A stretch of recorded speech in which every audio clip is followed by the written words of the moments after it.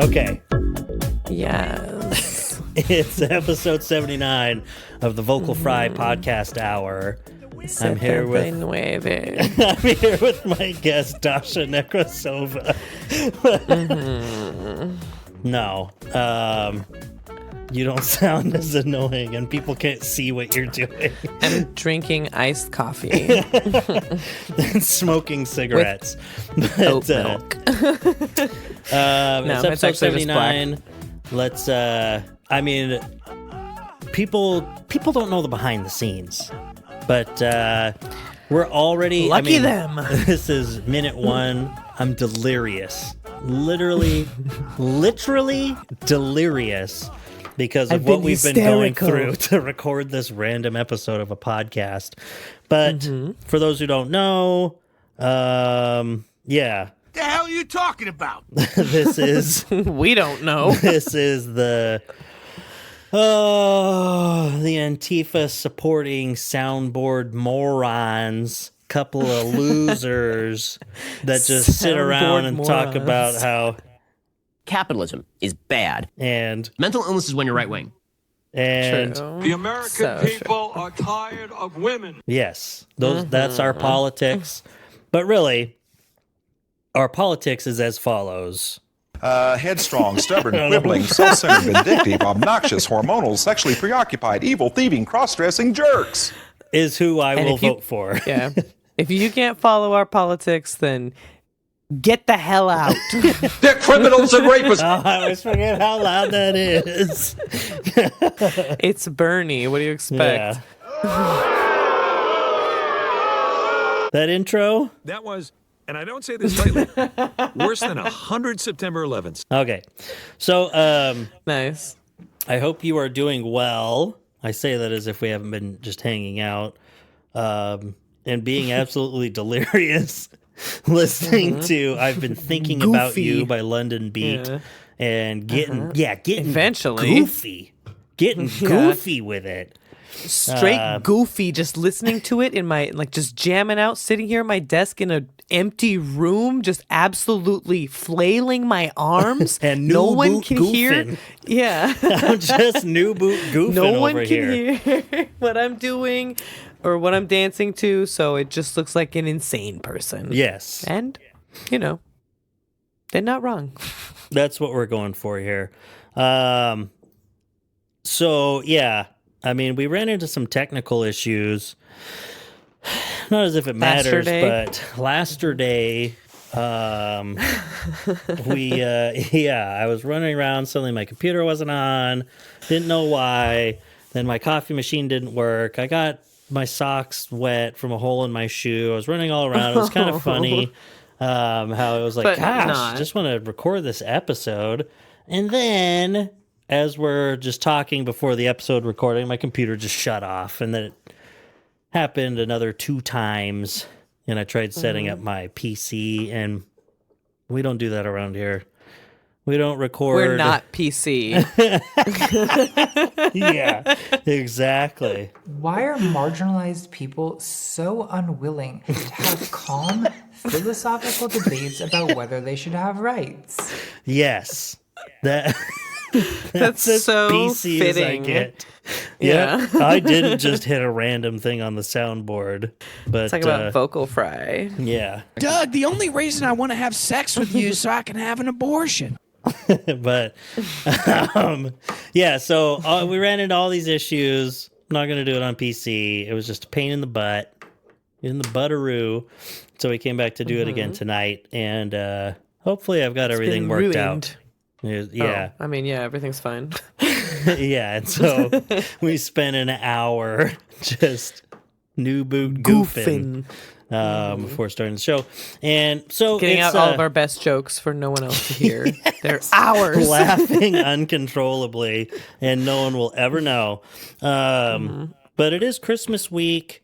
I thought we'd have like a nice kickback holiday episode and chill. Yeah.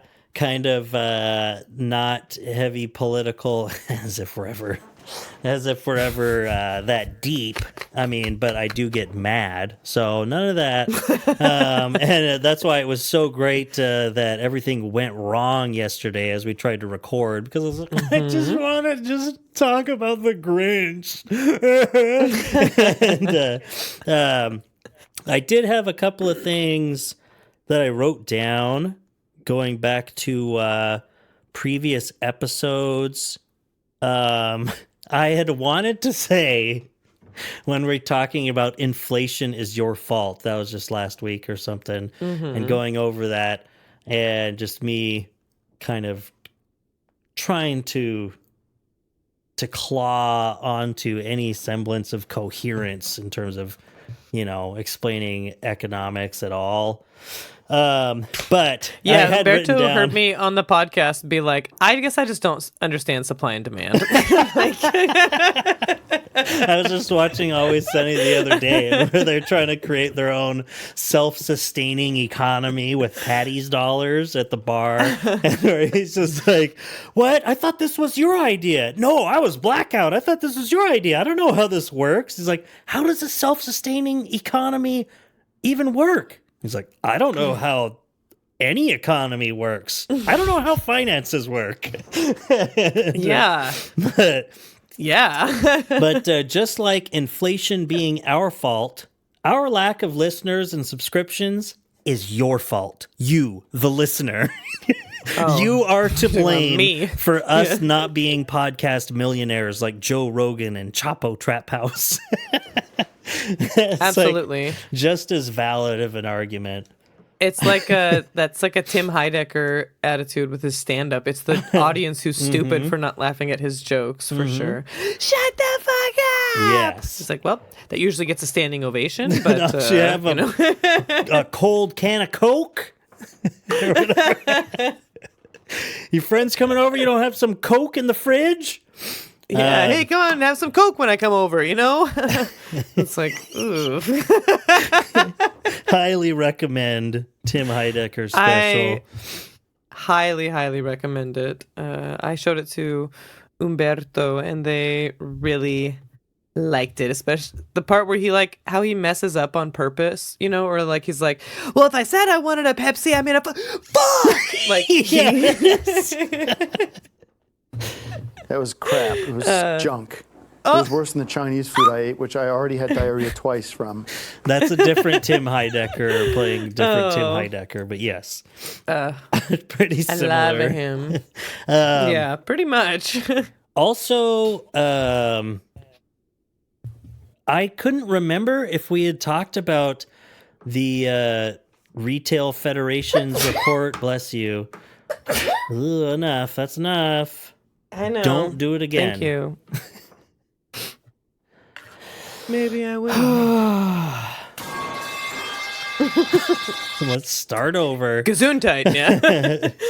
All right. Well, after those sneezes, Headstrong, stubborn, no, I'm just kidding. I thought that we had mentioned on the podcast. Sometimes I forget because we talk so much before and after the show too.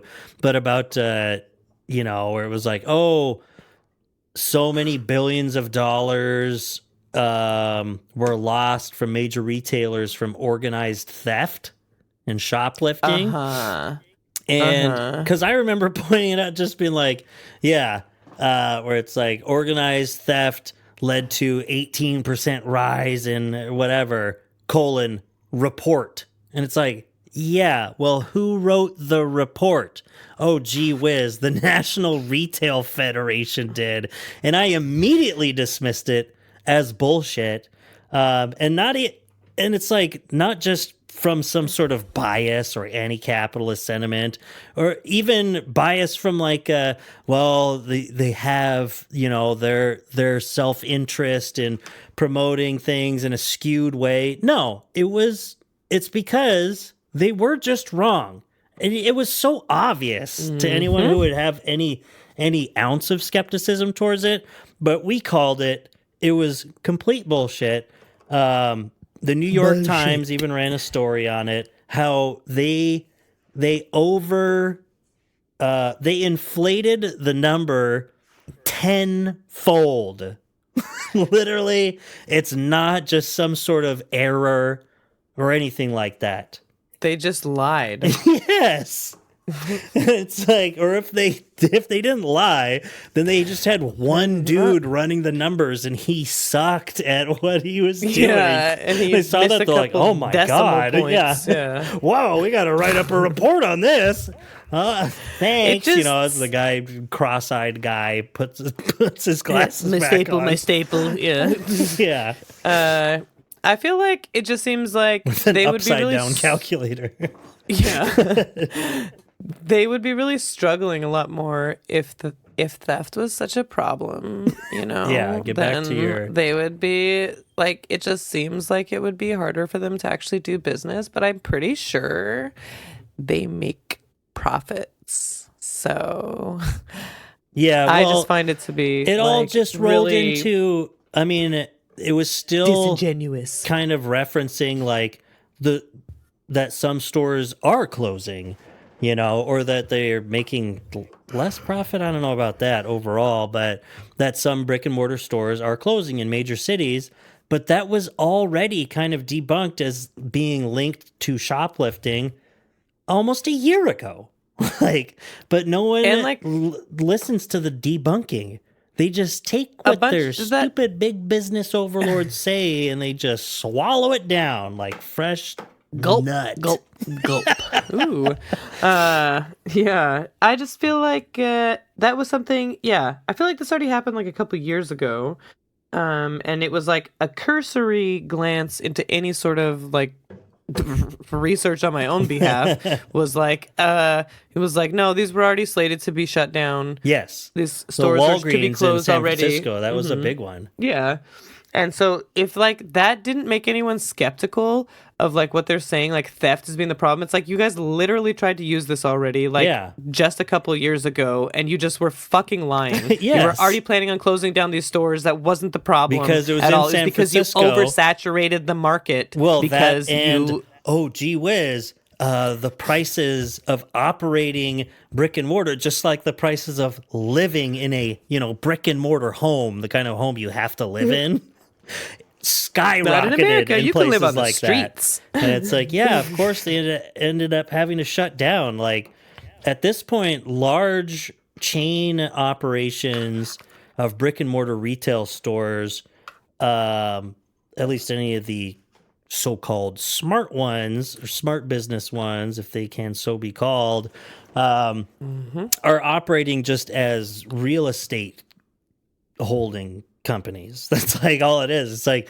you already have the land that you're on in big cities. The building that you have is worth way more than the sales you do. The sales that you're you're making. When you could just be like delivering it, just sending it out in the mail and stuff like that.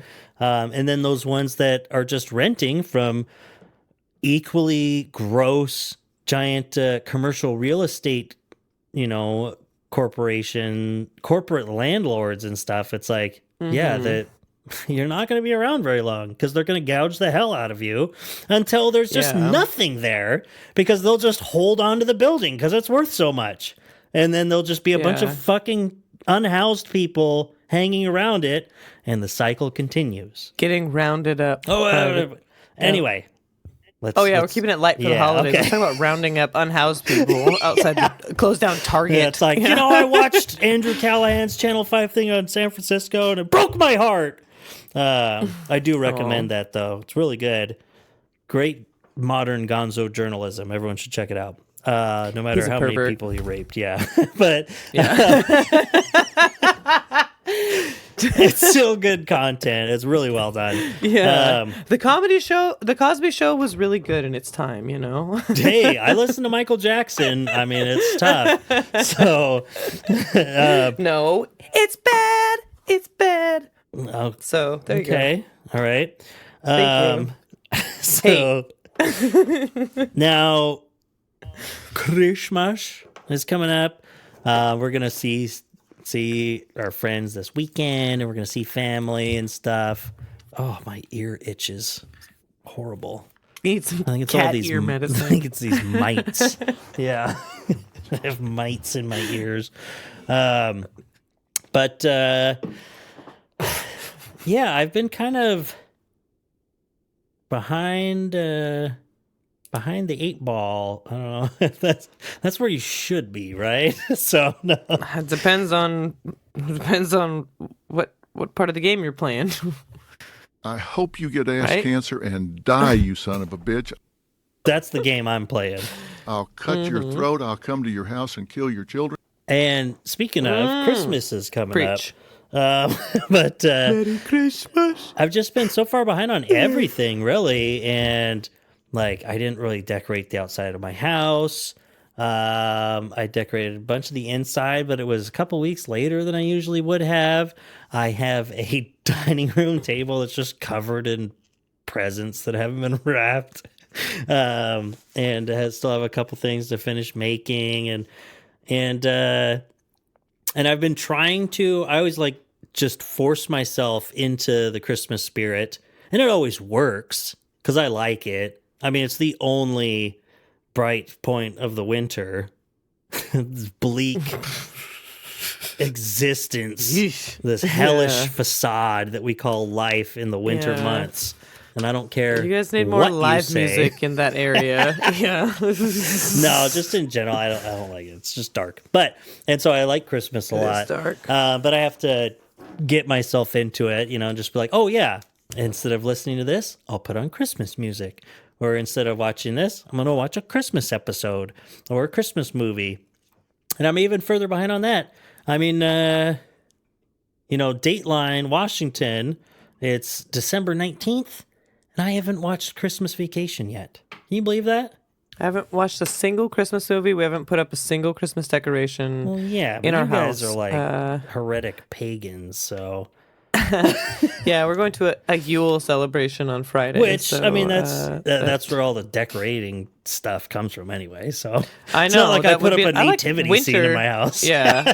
I like winter decorations, but we just didn't. I don't know. I feel like Something happened this year. like something happened where I feel like every day just like it was like zooming far and fast, and just suddenly it was like today. And I'm like, how? All my days are full. It's like and every all day in my life has just led directly to this, and this is where I am? This is who I am? What have I been doing? And so Yeah, instead of watching It's a Wonderful Life, I decided to be George Bailey. And I walked out to the bridge. Fucking bridge. Yeah, it's right down the street from my house, and by God, that water was cold. That's what I just started watching today. We watched the first part of It's a Wonderful Life.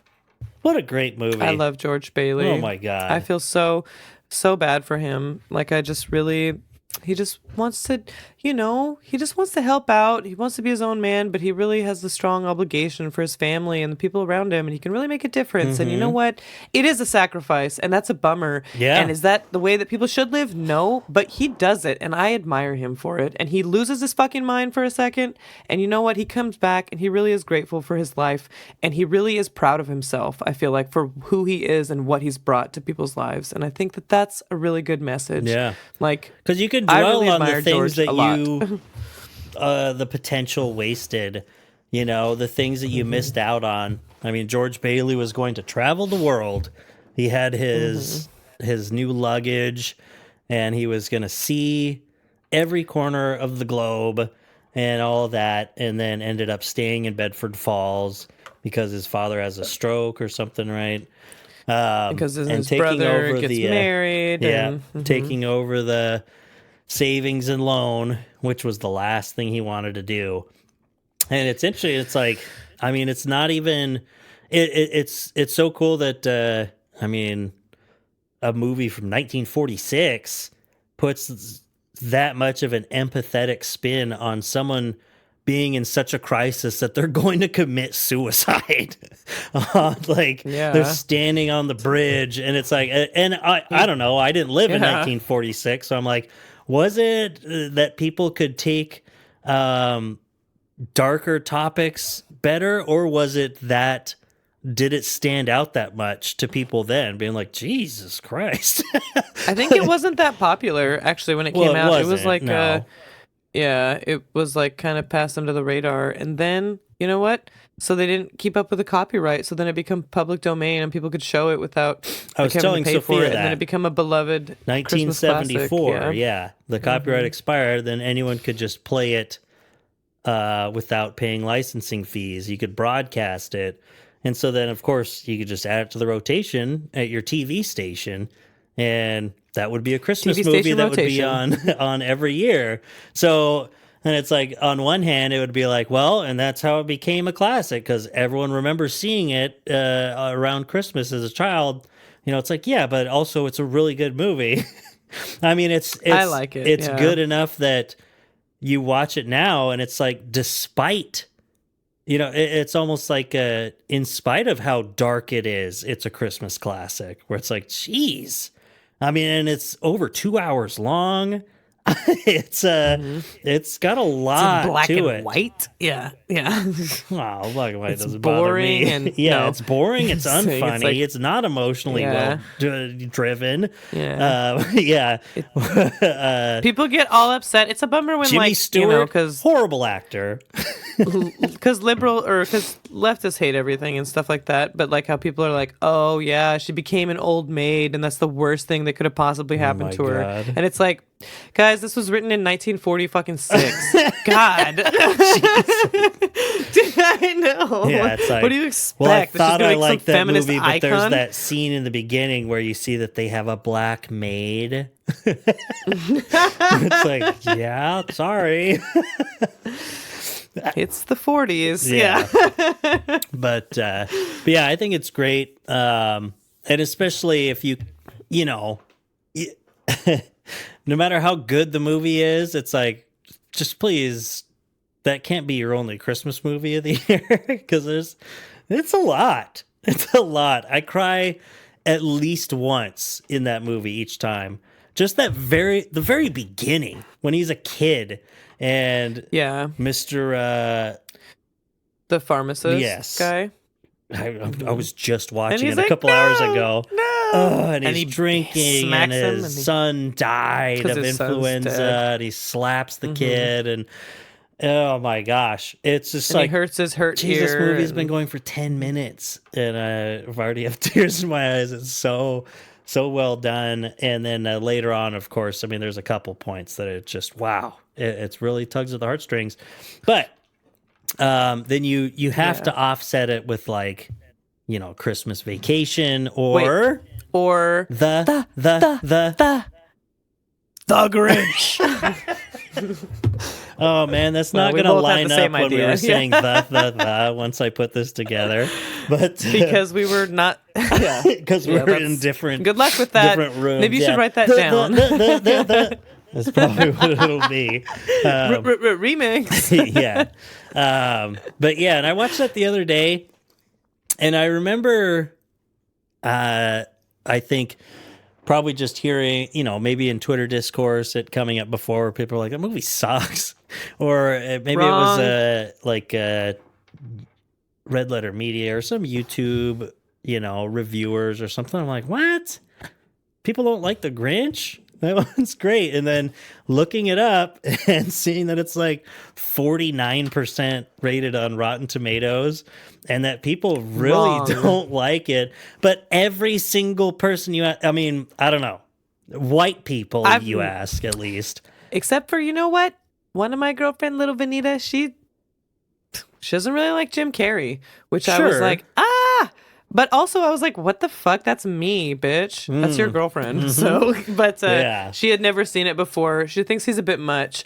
So she watched it for the first time like a couple years ago, had never seen it. Sure. And so I was like, which is interesting. Or it was last year. Well, it just came out a few I years think ago, she was right? maybe 2000. maybe yeah, maybe a little unimpressed by it, but yeah, one of our stepbrothers used to watch it every single night when he went to sleep. It was like it's in his rotation, like in high school, he'd fall asleep to The Grinch. The Grinch. It's so great. Yeah, The Grinch. I mean, there's only a couple things, you know, where it's like, oh, that was dumb humor, you know, or it just doesn't quite hit right or something. Maybe a little too. Most of it knocks it out of the park. But yeah, every little comment, his character itself, like just coming up with that voice and the way that he acts and how over the top he is. I mean, it's Jim Carrey, in the year 2000, so he's gonna nail it. Him. But I am the kind of guy who likes the first Ace Ventura movie a lot, despite the transphobia. I mean, you do everything until the very end. That movie, top notch. It's so stupid and so funny. I feel like it's just more about the surprise of it, than a transphobic message. It's pretty transphobic. But it's also 1995, so whatever. It was just because the hiker that died happened to be a woman. That he wanted to get his revenge on Dan Marino, had to take the body of some hiker that was missing that just happened to be a woman. That's why Lois Einhorn was dressed up like that, like Lois Einhorn. They had to assume someone's identity and had to be someone readily available, and it was a dead. That's not what's transphobic. It's everyone hiker. Literally vomiting after they find out that she has a penis. I think that's homophobic because they think that it's a man. They're a man. Thinking a woman's a man isn't transphobic. But I think that the reason that she became Lois Einhorn wasn't because she's trans. It's because that's what's transphobic, is saying that someone who has to be like mentally deranged, like laces out Dan to become a woman. It's just these guys being grossed out by guys kissing. And then the pendulum swings back the other way because she becomes like this deputy officer at the Miami Police Department. So, I mean, she's like a powerful woman that's bossing people around, solving cases. It's like, women can do anything.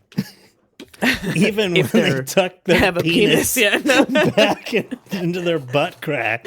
So I feel like the messaging is just all lost in there because it doesn't mean anything, because it's like a dumb ass comedy that's homophobic. Well, we were talking Christmas, and this would be so funny for someone who hasn't seen Ace Ventura somehow. You're like, what the hell are you talking about? Lois Einhorn wants to kill Dan Marino. Finkel was Einhorn. Einhorn was Finkel. Real sports What nut. a sports yes. nut. But the Grinch, I love it. There's so many different kinds. It's barely transphobic. Like these, it's not transphobic at all. The first outfit that he goes to put on when he's thinking about going to the thing is like a sheer nightie with a It's a kilt, sicko. Okay, I guess he's like, it's not a dress. Transphobic. Okay. No. All right, everything's transphobic. Oh, time to change the name of the podcast. It's like, how do I do the eye rolling emoji in the title? Will that translate to every platform? Oh, translate, Doug? Really nice. Really nice. Oh, so you're saying trans people are always late to things. But I mean, and if as a listener you don't like the Grinch, I mean, whatever. It just seems like so much of it is personal taste, which whatever. Like if you're not into Jim Carrey, you're not gonna like it. Jim Carrey is the movie. Yeah. So I mean, the supporting cast is fun and good and whatever, but just the way that it's done, I liked when I saw it the other day. And just thinking again how it's like the real emotional stakes when it, like his even the big climax of the movie when his heart grows when his heart grows 3 times that day, 3 sizes that day. Yeah, and it's like I mean, and a lot of it it can be a little over the top, a little corny, but as soon as it'll hit that point and the music is swelling, something funny happens. Because even that, like, I laugh out loud when his heart beats and he's like, ah! Ah! And like, just like, he can't even stand up and he's like clutching his chest in pain. Like, there's it strikes this balance with zero subtlety. The entire movie's like that, where it's like, and if there's if it's about friendship or it's about gifts or something, like it'll just really cornily or just really straightforward, just make the point and then just make an insane joke right after it or something, and it strikes that balance. It's like a caricature of the comedy and the drama masks, Yeah, like sure. I guess you could call it it's a dramedy, I would say. Yes, the 2000s Christmas dramedy. How the Grinch Stole Christmas. They're like, I guess you could say that. I guess there's drama, but I mean, yeah, but hey, yeah, I think even like showing his backstory, how in a vacuum, like as a kid, like horrible, so horrible, like what he went through. He's just like he's 8 years old and he has a beard. I think every time, like if I come close to, if I think I might nick myself shaving or something, I hear the voice in my head, what a hack job. Or it's like not pleasant. Yeah. He had hair. Not right. Yes. Kelsey and I quote that all the time. Jeffrey Tambor is great. And oh yeah. But what's his face? Ron Howard's brother? Yeah, of course. He's in it because it's a Ron Howard movie.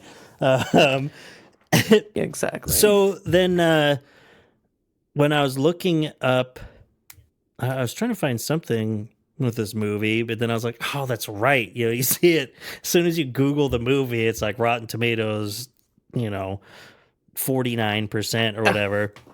And oh, come on, shoot. I have the link right here. I have a link to Slavoj Žižek saying the N-word. I hadn't seen that one before, but I've got that as well. just waiting. Let's go. Let's stick with the Christmas stuff.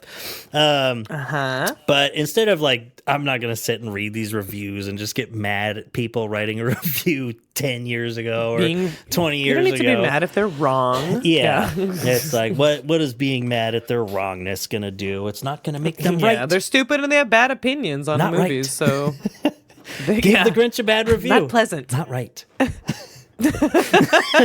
But instead, just it's funny, like scrolling through and how there's always like a summary sentence in Rotten Tomatoes, and then you can go read the full review.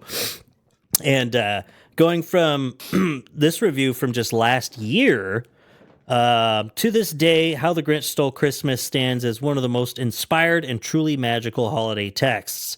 And I was like, is this about the Jim Carrey movie? Okay. But I didn't read that. I was like, that's not how I would describe it. But it's gonna blow. Yeah. Yeah, but some of these bad reviews, I'm like, I don't know. It's just weird. It's like you sound like you need your heart to grow 2 sizes. You sound like a Grinch. Yeah. With a little more polish and a lot more restraint, this could have been a holiday treat. Instead, it's a repetitive and sometimes laborious exercise. Or this one, it just doesn't work. Taking these short Seuss stories and turning them into feature film. Very unpleasant to watch. This one, they gave... See, something like this. I truly believe that Dr. Seuss defies adaptation and is best left in print and in the imaginations of all who read the stories. Shut the fuck you don't have up. You don't have to fucking watch it. No, well, or even it's like, so don't consider the book. Talk about the movie. And who cares what one individual think that you shouldn't adapt. What? So what? It was, and it's done. Yeah. And so let's talk about the movie. So don't.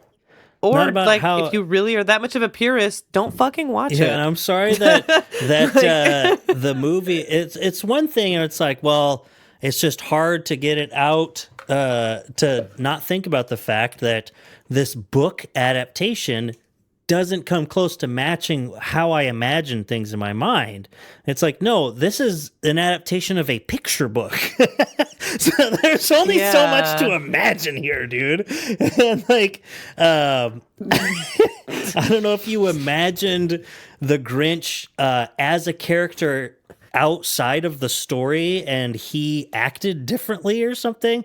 I mean, this is the whole problem that I have with the Grinch from 2018. Like, he's not, I mean, Jim Carrey's Grinch, completely abrasive, you know, and just wild maniac. And like, and I like that. The animated 2018 Grinch, who cares? He's so like, I don't like that guy. I don't dislike him. I don't empathize with him. I don't care. And Max is a total slave in that one. I don't like it. No, I don't. I like the relationship with Max in the Fetch my Ron cloak. Howard one instead. Oh, Christmas is going to the dogs. That's the song that Max. Bill Chambers from Film Freak Central gave it a 1 out of 4 a few years ago. And the short review here is, it's just an ugly piece of work. Bro! Interesting. I mean, let's see. And I remember seeing this one when I first saved this link here. This is from the AV Club, not Film Freak Central. Who gives a shit what you think, Bill Chambers? It's just like as many people that give a shit what we think. But AV Club, director Ron Howard aims for the beautifully stylized mayhem of Frank Tashlin and Tim Burton, but he comes closer to the clamorous, headache-inducing visual overkill of Joel Schumacher's Batman movies. And it's like, wow, that's a great comparison to those horrible Joel Schumacher Batman movies. And I like it. Sorry. It's very Dr. Seuss-like. And I mean, it's just hypothetical, but if Tim Burton had done this instead, I am 100% sure I would have hated it. Like the route that he went down after the 90s and stuff, it's like, no, maybe if Tim Burton did it in 1992 or something, that would have been something else. But it's like, how do you know that Ron Howard was aiming for beautifully stylized mayhem and not clamorous, headache-inducing visual overkill? It's Dr. Seuss. Literally every single thing has weird shapes and curves. There isn't a straight window anywhere. You know, everything's like weird, rounded. It's unique. A Dr. Seuss, you can't call it like this halfway, like it's like this mid-century modern view of the future with steampunk and whimsy and also science fiction. It's like, no, it's just Dr. Seuss. Like, it has a look to it. I always thought that was a very cool part of the movie. Flowing banglers. Was that everything was kind of shaped like that, and it gives it a really weird vibe because it's Whoville. It's not on planet Earth. Sorry, man. I don't want to be a nerd. It's literally. I accidentally hit that with my pinky. That's perfect. It's literally on a snowflake. That's what it's. It's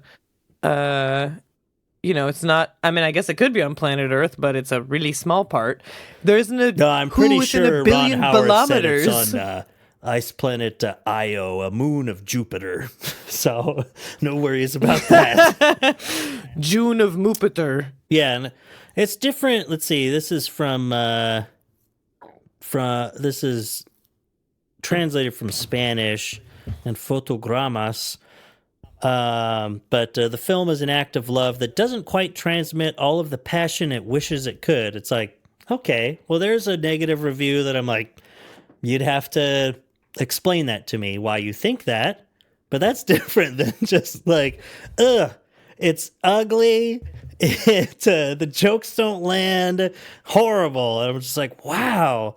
Yeah, someone's saying they're doing too much. Time Magazine, bad review. Director Ron Howard usually lets his comedies gestate organically, but his Grinch is frantic from start to finish. I love it. Yeah. Yeah. I'm sorry, it's not The Big Lebowski meets the Grinch. Yeah. I feel like the jury duty, blackmail, like all of that. I feel like that's really funny. It's just like so stupid, silly, like fun. Man, I just can't imagine hating it so much. But that's the thing is I love Jim Carrey. He is like totally like my brand of goofiness. So I want to say biased or whatever you say. Obviously, I'm going to lean heavily.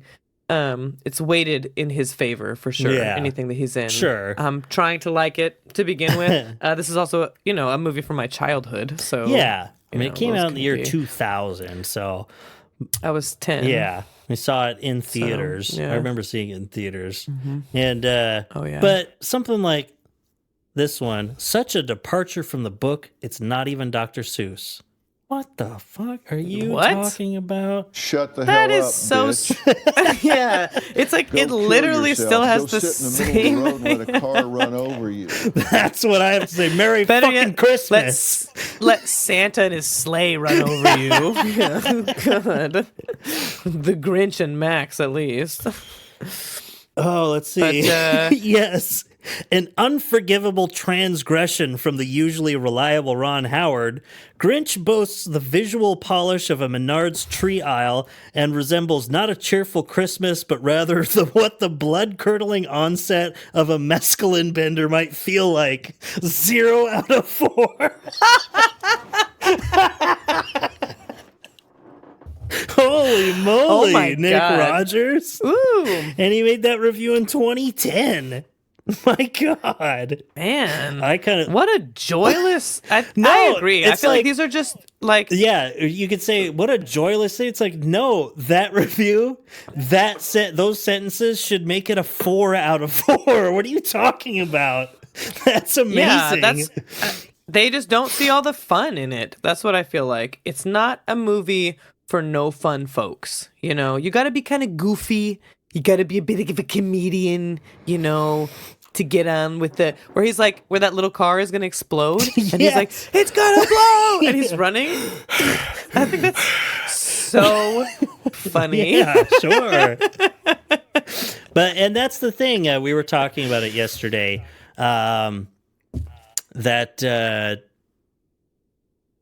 Sorry, I just heard a little echo of my own voice. I think it might be something in my headphones now. And you were like, is that my voice? Is that me? Like, I'm just sitting in a bathroom talking to a mirror with no recording equipment, and Natalie's been gone for years. But anyway, she's so dead. Back to the Grinch from 2000.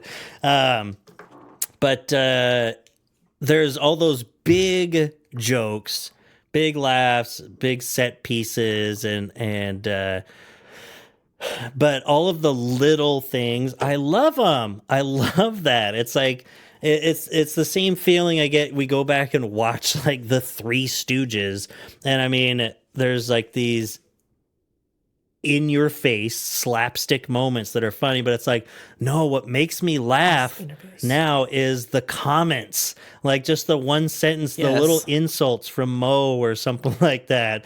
I'm going to change my socks. What an experience. Yeah, or like little things like that. It's not just like a building falling on someone or hitting someone with your backswing of a sledgehammer, or something like that. Those are funny. And it goes thunk. But yeah, it's like that with the Grinch, where it's just all these little.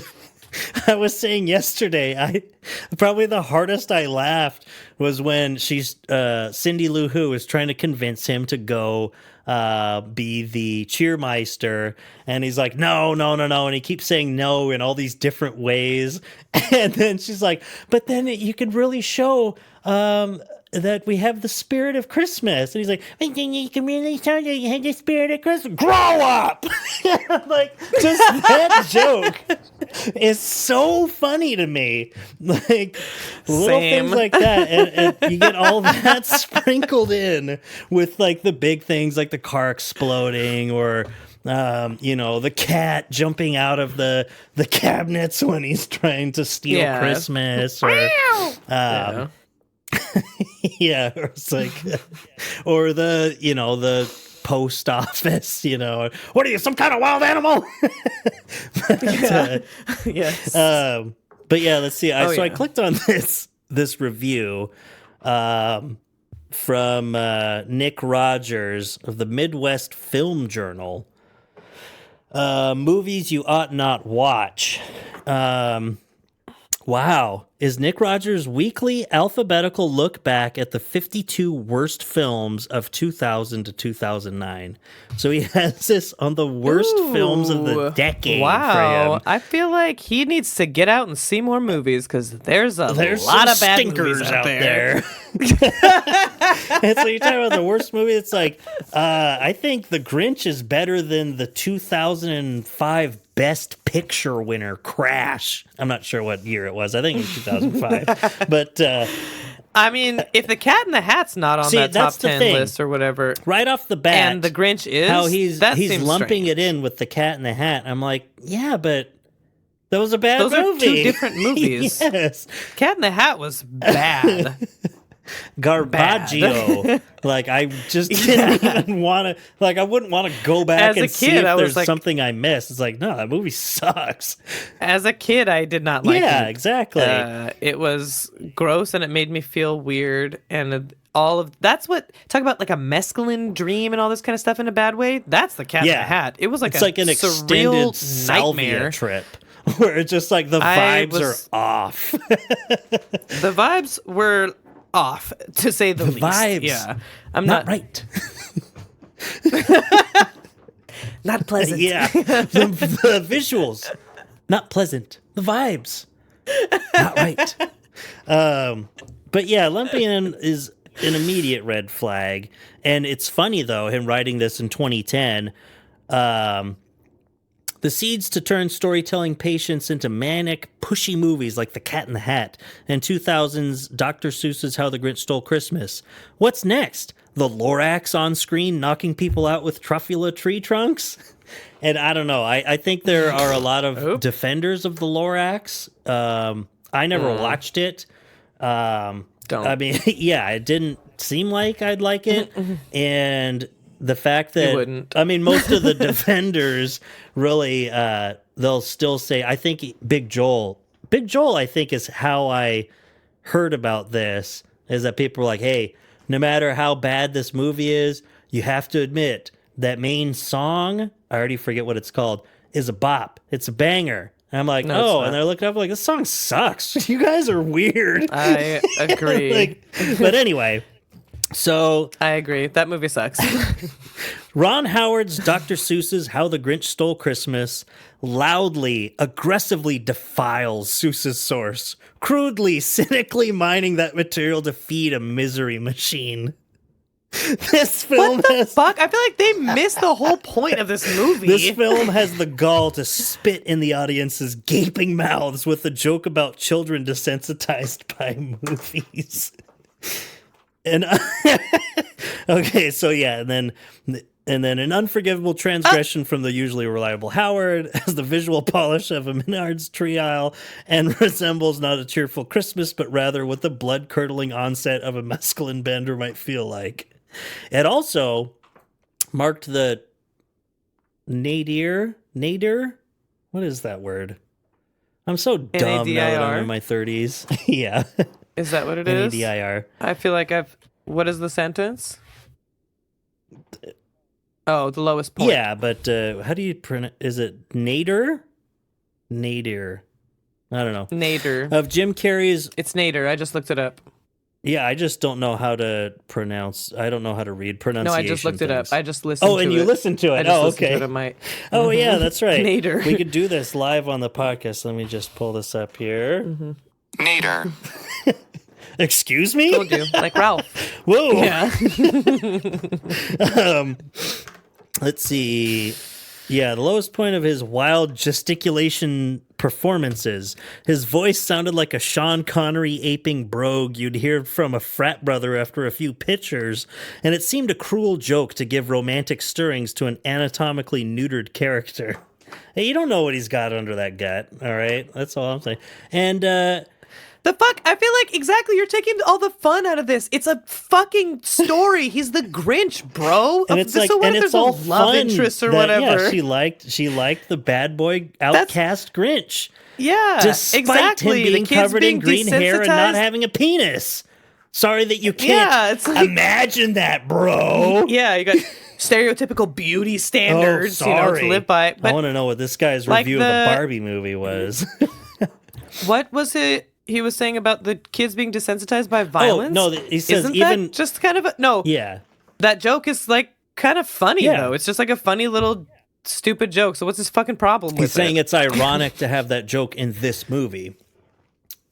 That's just... Man, he just seems like a very not fun person to me. I feel like I would die on the hill that The Grinch is a funny movie. Yeah, at the very least, it's funny. So Objectively, that's no. what I mean. Some of those other negative reviews, I'm like, okay, it would be fun, like completely inane discussion about, you know, the artistic merits of Ron Howard's How the Grinch Stole Christmas, you know, Sure. but and Jim Carrey in the year 2000, like that could be interesting, but going by like it's miserable and horrifying and not funny, I don't know, bro. I'm sorry.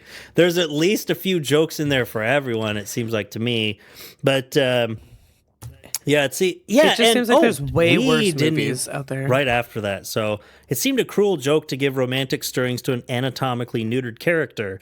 That's one of many kid inappropriate steps in Jeffrey Price and Peter S. Seaman's script. Well, his name's Seaman. It's probably Sheeman or something, Yeah, but I don't disgusting. care. Rife Yeah. with gags about infidelity, bastard children, and possibly a key party in Whoville. It's like, yeah, I thought about that this last time that I was watching it. It's like, yeah, and I saw it so many When you were an times when I was a adult and kid. watched it? Never crosses your mind. It doesn't. You How don't the even fuck would think you to know? ask your parents, what are they doing with those keys?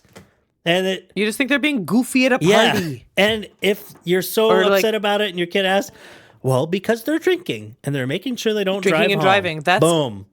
That's what I thought for a long Yeah. time, you know, like before I was like a freak, you know, like where I would know what forget that who is. even told me because otherwise, the reason that I know what a key party is because it got brought up in the context of this movie to me as an adult in my 20s because Yeah. I'm not a swinger. I just don't know, you know? I feel like that bullshit about like adult jokes being in kids stuff, like being inappropriate. It's like, no, kids don't know what it is unless they know what innuendo would be Yeah. alluding to, I can and they already know about it. You don't know innuendo until you know The problem- like, what they're talking The about. problem with writing reviews like this, though, is like I know immediately, like, I mean, one that catches your ear or whatever is like, the innuendo about extramarital affairs because the babies get delivered when it shows the Grinch being delivered. He looks just like your boss. you know, and it's like, okay, that's pretty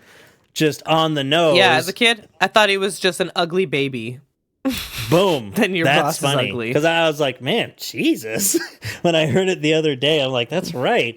But even so, even if you're saying, okay, that's an inappropriate or whatever, it's PG, okay? Calm down. It's not fucking Veggie Tales. But also, but you're writing this review saying that's one of many, and with gags about infidelity, bastard children, and a key party. It's like, how many though? Because it seems like there's just one of each one of those things. That's what I'm thinking. It's like, and it just hit you so hard in your fragile little Grinchy soul that it was like, oh, this movie's just full of jokes about people fucking their bosses. It's like, no, it's not. There's just one Defensive joke about much? that can be let's interpreted. guess whose guy Yes. whose guy's wife left him for her boss. Sorry, yeah. old The whole fellow. I fuck Ted Yeah, situation. but, that's not what this movie's about. Let's see. A Navy SEAL taught Carey torture resistance techniques to take his mind off entrapment in the suit. That's one thing I was going to bring up earlier, too. It's like, not only is Jim Carrey hilarious in it, but you hear about the his absolute makeup and stuff. torture that movie was. Like, with all of that suit and everything that he had to go through, all of that makeup. I was thinking about it the last time I watched it. I was like, geez, everything from his eyes, his yellow eyes, he has his contacts in, he has all these false teeth, all of that hair, everything. I was like, what an amazing comedic actor. Jeez. Like, that's He's a incredible, lot yeah. to put on the line for a movie that ends up with a 49% rating on Rotten Tomatoes, where it's like, damn. It's a holiday classic. So it says, well, here's what Nick Rogers thinks of fans like yourself, Natalie. A Navy SEAL taught Carey torture resistance techniques to take his mind off entrapment in the suit. If only that kind of emotional valet had been provided for anyone in the audience with an age or IQ over 5. That's his closing sentence. Let's find this fucker. Judgmental Let's much? find You this stuck guy. up bitch. Yeah. You're ugly, I was you're just thinking I wanted to see disgusting, I'm some gonna kill more you. of his reviews, see what else he reviewed, things that I would disagree with. Man, does he 'Cause there was only a movie do I had negative specifically in things mind, here? but- Because we also have Heroes of the Zeros. Heroes of the Zeros is his daily, alphabetical look back at the 365 best films of the decade from 2000 to 2009. Oh. Got The Constant Number Gardener. 1, Crash. Yes. He's like, oh, Crash. Dang, I was Green Book. Yeah, No, that was immediately the next that's one I was come going to say. later, But I was though. like, that was like 2018 or something. Yeah. Heroes of the Zeros, Constantine. You can. Never saw it. People like that for sure, but oh my god. It's no coincidence that the He poster for made it. Constantine so closely resembled Chinatown. I'm done. I'm done with this guy already. Forget about it, Jake. What is he saying? This is Nick Rogers' review. I said, forget about it, cuh. Forget about it, Jake. It's Chinatown. I never saw Or forget it, either of Jake. those Sorry. films. It's really good. It's one of the greatest films ever made. So whatever. Whatever. But, it's, it's a noir. It's a mystery. It's incredible acting. And Is it? yes. The Chinatown? Oh, yeah. Yeah. I own it in my Amazon library. Nice. You should check it out. Sounds Jack Nicholson. racist. It's great. And it's kind of Oh, based nice. on true Yeah. stuff. The Los Angeles County water wars and stuff like that.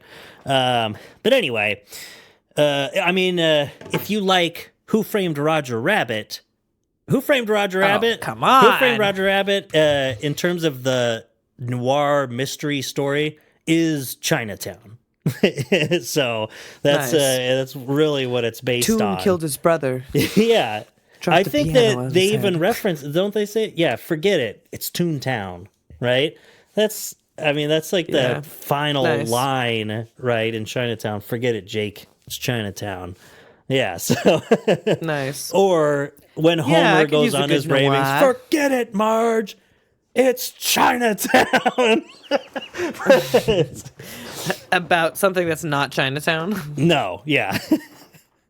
Yeah. So anyway, now we're going off the rails here. Let's see. Keanu Reeves, Constantine. So I had a feeling that this would happen too. That I'm like, let's kind of, and we'll talk Christmas movies, but I have this as a backup. We can just talk about The Grinch for an hour. And we could keep talking about it. So, but yeah, I need to, I wanted to watch White Christmas.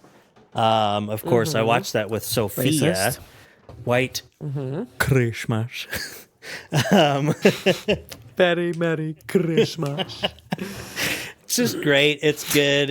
It feels good. The dance numbers incredible.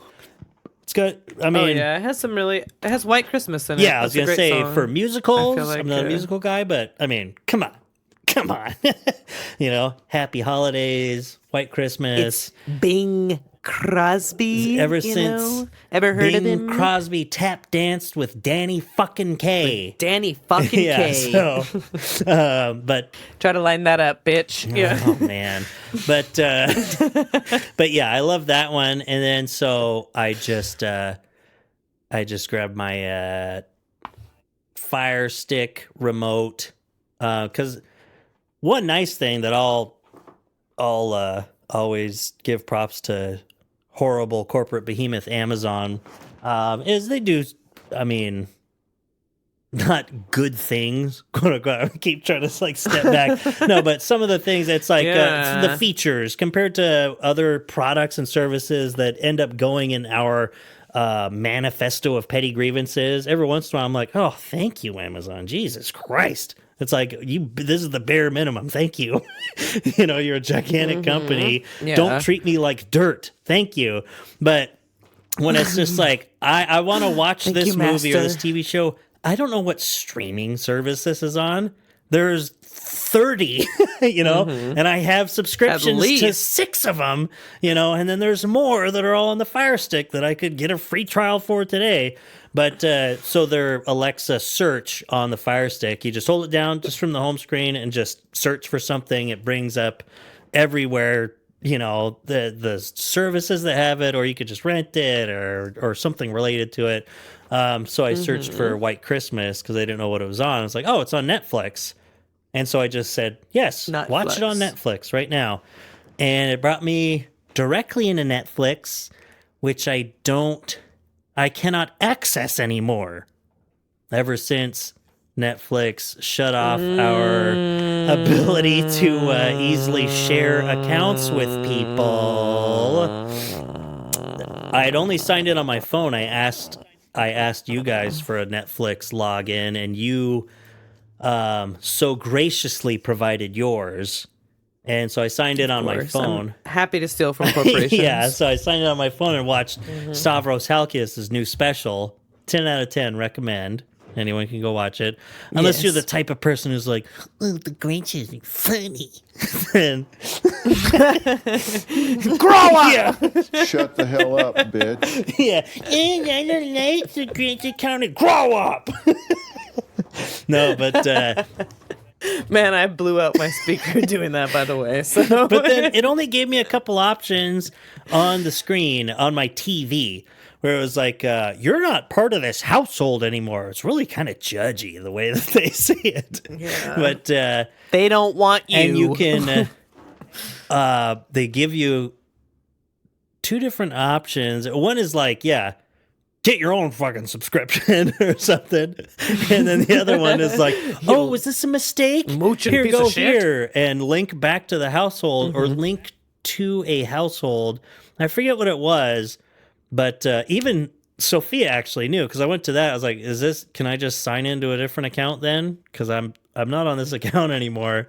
I went to that, but then it's like, oh, because you're traveling or something. Is that what's happening? Oh, this actually, you are in the household, huh? But you're traveling. That's why you're in a different place from a different device. So then they send a code to the main email on file to make sure you do it. That Sophia told me that. And I was like, I just want to just log into a different account. I'm already stealing from someone else's I just want to log into Netflix to watch this movie from like 1955. That should be like, you know. God!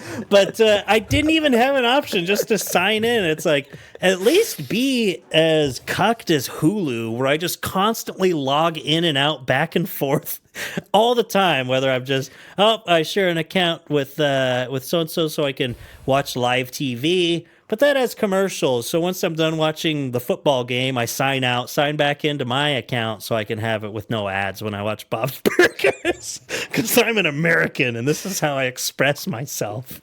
But yeah, I just feel like we're saying like, so Netflix, in order for their business to survive, literally every single fucking person just needs to have their own Netflix account. That's the only way they can ever do business is if like 7 billion people each individually pay $25 a month. How do you expect us to survive? Look at all the money that we gave to Kevin Spacey and Dave Chappelle. Yeah. and Adam Sandler. Yeah, like that's on us. What the fuck? It's like... And it actually, people like got rid of their Netflixes because of it. Yeah, exactly. So we're really out. Yeah, like, well, no more sharing accounts. Yeah, Netflix drives me crazy. And that's the thing. I haven't really missed it too much. I guess there's stuff that I could have missed out on that I just wouldn't know. And I still haven't watched the newest, like, Disenchantment, which I'd like to watch. Mm-hmm. But hey, while I still had an account, I already watched BoJack like 3 times through. So I'm good with that. And I just signed in the other day to watch Stav, and that was good enough. I don't feel like I'm missing out. I'm like, oh shoot, but I want to watch Ozark. Netflix I already watched enough crap. Yeah. I already watched enough stuff. They don't have a lot of, they have some nature documentaries and crap like that, but their game has really gotten net sucks. Yeah. More like it. I feel like the best that they can do is they can do is at least do something that's really hot for the week, and especially when there can be any sort of like culture war or political back and forth, like Squid Games or something like that. And then otherwise they put out movies that can win Academy Awards.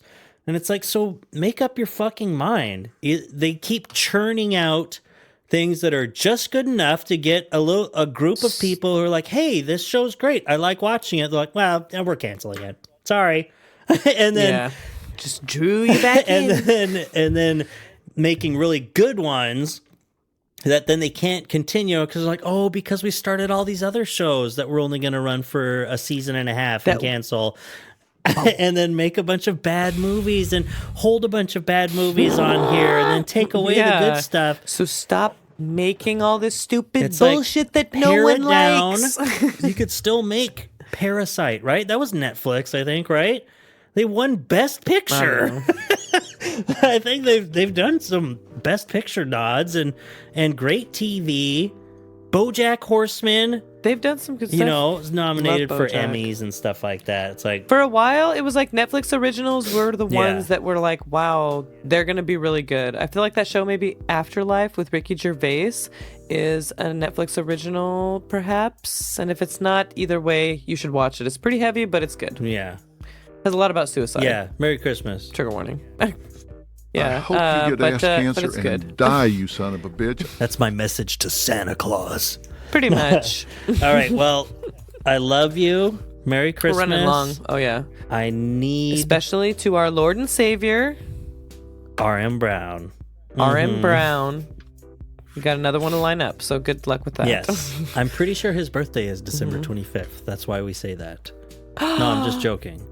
I'm saying because he's our Lord and Savior. Wow. And like Isaac Newton. But happy birthday. Special happy birthday shout outs to everyone who has December 24th and 25th birthdays. Yeah. Because you're losers. Sucks. Yeah. Yeah. Can't compete with the king. Christ, am I right? But yeah, shout out to all our listeners. We'll see half of you this weekend. Yeah. And hopefully. Shout out Discontent Provider and Wendy and everyone else. All of you babes. And all the high school kids Kelsey who happen to listen to this every once in a while since Lily shared it. Yeah. So that's cool. Zach said that high school they kids, forced the people stop believing in their truck to capitalism. listen to it. Yeah. Yeah. On their, as long as they know one thing. Doug he's the real deal. Nice. I thought you were gonna say Natalie hates non-binary people, and I was like, no, not after all those trans jokes. That would have been great. as long as you remember one thing. What is this? Just a couple guys having a conversation? Who the hell wants to listen to that? Okay. All right. I love you. Bye. Remember that. Yeah, love you too. Toot, Bye. toot. Merry Christmas. Bye. Merry Christmas. Bye. Okay, love you. Bye. Bye.